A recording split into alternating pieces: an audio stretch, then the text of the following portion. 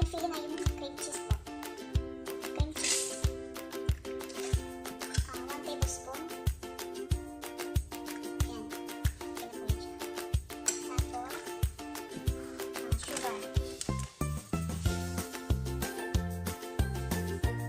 Dapat, ano po, yung icing sugar. Gamitin natin. 1 tablespoon.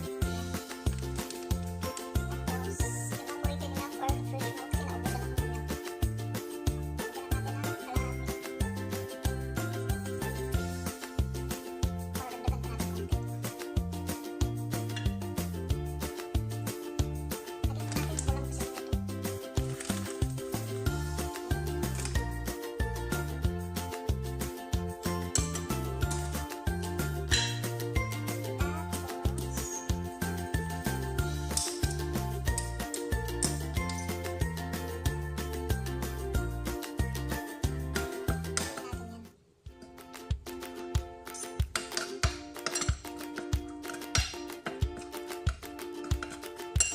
Lagyan natin ng whipping cream konti.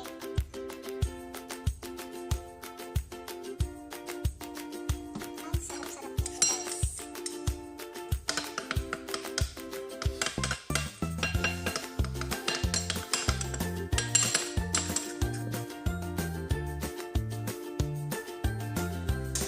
Haluin lang po ng haluin natin. Ano yung haluin ng cream cheese.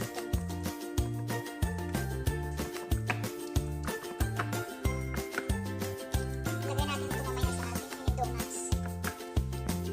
Ayan, guys. Tapos na siya. Salin na po natin siya sa ating jar. At i-chill muna natin sa red.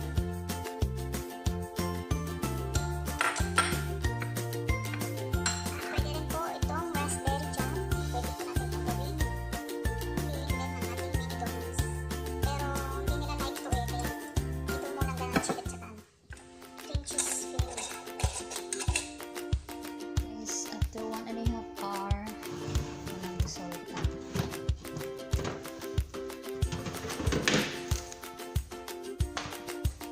Ito na po yung ating mini donuts. Nagkaroon na talaga siya. Nag-double size na talaga siya. At maganda rin tayo ng ating nagamitin para mag-fry. Ito yung sauce na ginawa ko. Ginawa ko siyang twist. Mainit. Mainit na siya. Pwede na natin ng mantika. Dapat marami. Ayan, tanggalin natin ang pink plastic. At ready na tayo mag-fry ng ating donuts. Sobrang init na po ang ating kawali. Pwede na siya.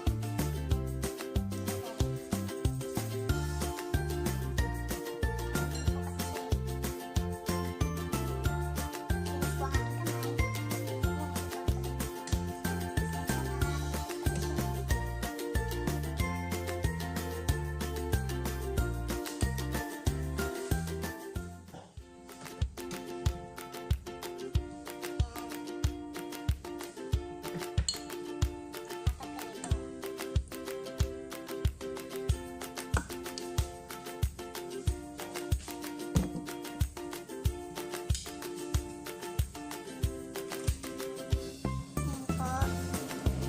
Kailangan matuto po tayo dito kasi madali lang po siya masunog kapag pinabayaan po natin siya.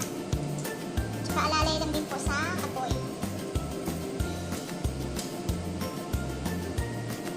2 to 3 minutes, okay na po siya. Luto na po siya. Ayan po, kulay brown na po siya or golden yellow. Golden yellow ba? Basta, huwag lang yung masyadong sunog. Yung mga ganitong kulay, okay na po yan. Ayan po. Lagyan na po natin dito. Lagyan mo natin ng tissue para masipsip yung mantika. Fish product natin. Mamaya lalagyan natin na siya ng filling sa loob.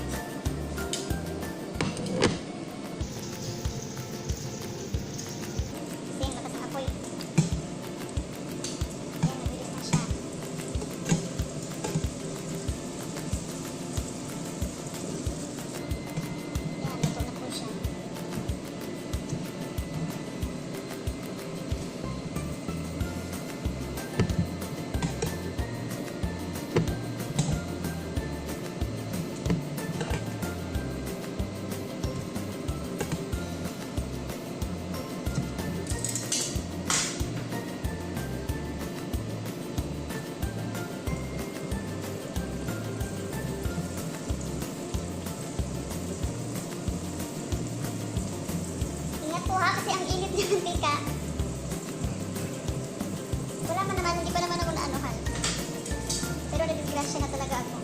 You know, namaga siya. Listen, learn. Huwag tayo natututo. Part of growing up. Ika nga, parts of growing up, ika nga yan. Dito na po yung ating mini donuts. I-dip po natin siya dyan sa sugar. Tapos mamaya lagyan din ng filling. Ayan po, tapos na tayo. Panguhin na po natin.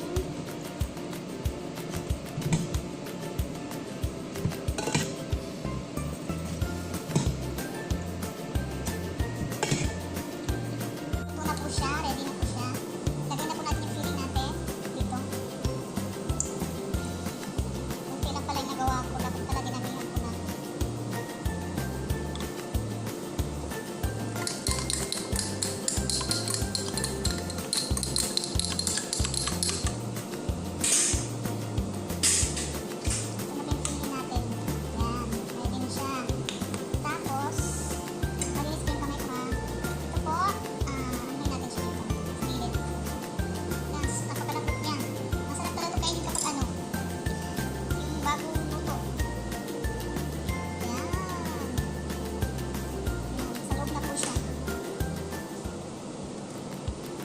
Bago nga pala lagyan ng filling, anuhin muna nito sa sugar.